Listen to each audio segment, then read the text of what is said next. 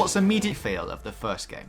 This feels much more like a simcade racer, and the gamiest feeling Project Cars yet. Not quite what you expected or wanted to hear? Well, don't worry. It's still got the realism if you demand it, but now it's more accessible than ever. Great driving, what a win, fantastic job. The best news is just how well it handles now with a pad. Traditional control has been completely revamped, and the result is a racer that feels like games used to feel some 15 years ago. Intelligent limitation of steering lock according to your speed has been beautifully implemented, which means you're far less likely to twitch yourself into facing the wrong way, while somehow still managing supreme response time when you need it.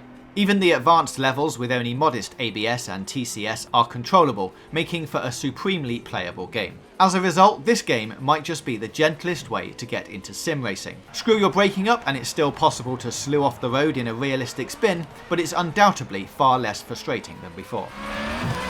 By comparison, control with a wheel is back to the old Project Cars feel of old, and dial the handling difficulty up to professional and it's a real handful.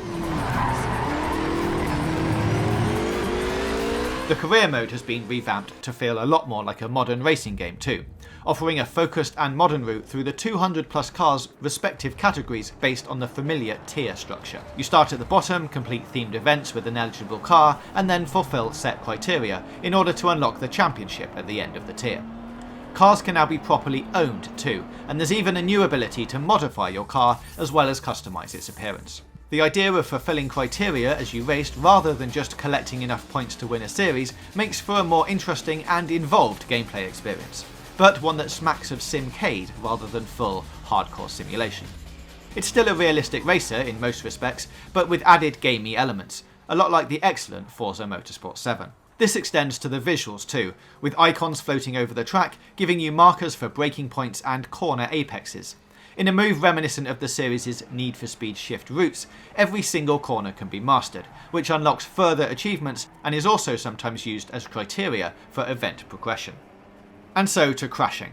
Crash damage is now nowhere near as catastrophic, at least in this preview build, as it was in the first game. Rubbing wheels in open-wheeled single-seaters no longer dispatches you onto your roll bar with a cascade of debris. Instead, there's a lot of rubbing and denting, but very little actual destruction. It is still possible to crash heavily like this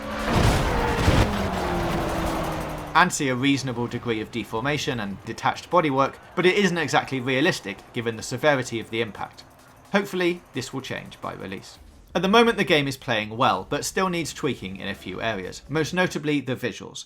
This footage was taken from a PC running the game on ultra settings for the graphics and effects, with only super sampling dialed low or off to maintain the smooth frame rate in busy scenes. Metal bodywork looks more like plastic on many of the cars, and buildings look flat and poorly lit, even in the night races in the newly added Shanghai streets. However, the game does feel impressively optimised already, with silky smooth action and even 144Hz mode available on the PC build. And it does look nice, if not exceptional, on a decent monitor. That said, in helmet cam, with the look to apex feature enabled, it still looks and moves very nicely, given the otherwise slightly sterile visuals a much more organic slant. Just with the previous two games, some racing styles and tracks look and feel better than others.